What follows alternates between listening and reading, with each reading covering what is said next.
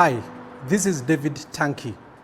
The COVID-2019 pandemic is here with us, and it is ravaging nations from the developed and even the developing alike. And McHugh, we have seen the experience even of developed nations like China, which is a world second economy, and even America, the first economy, and they are being ravaged in a manner that is beyond recognition. Back in Africa, we are praying, although the numbers are not as much as for some of those developed countries, we are praying that this pandemic will be contained in good time. But experts believe and have projected that the growth rate for Africa will be at best 2% and at worst 4% negative. Now, a negative growth rate of 4% will be very devastating to many of us.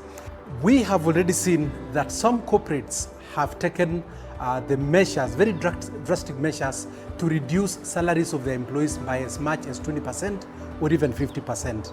Now, and we don't know, some others have even sent employees on unpaid leave, and we have no idea how long such unpaid leave will be. Maybe 1 month, maybe 2 months, maybe 3 months, and some people are actually projecting that it could be as long as 6 months. Now, if it be so, how should we survive? How should our families be?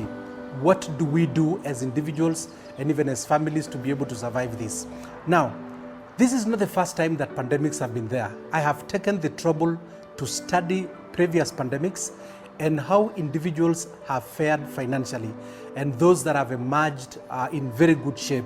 And I've discovered that from the Spanish flu of 1918, the Asian flu of 1957, the AIDS that we all know from 1981, the swine flu that was much recent, and even the Zika virus, there are things that I've discovered were done before, or we can learn from previous pandemics that we can borrow in order to leave ourselves in very good shape, both through this season and even after the COVID-19 pandemic.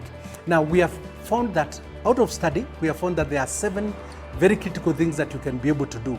Now, these 7 things is part of what we discovered from looking at those previous pandemics, what other people did, those that were left in good shape, because very many people, by the way, millions of people died, and many others were affected in diverse ways. But we have seen there are 7 things that were previously done by some people, and we have collated together that information, and we will want to share with you because we believe your financial wellness must be able to survive through this pandemic, irrespective of how severe it becomes. Now, to be able to do this, we cannot do it in a 2 minutes or a 5 minutes clip.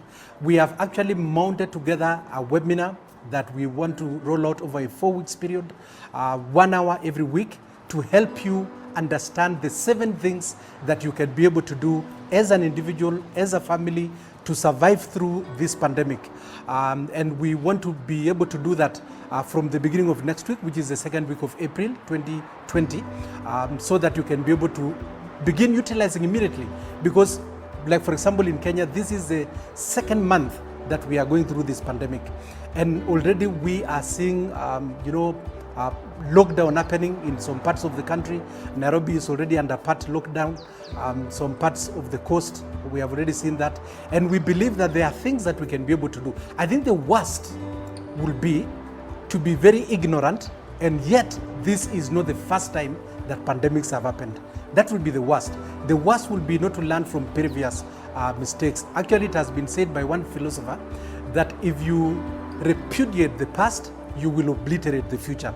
We don't want to forget the past. We want to learn from previous mistakes, previous learnings, previous lessons, and we can improve on them at this point, so that you can be able to have a better financial wellness, a better financial standing. You'll be at a better financial position by the time the virus is contained. So sign up through the email that is given there, and we'll be able to see you beginning next week. Thank you.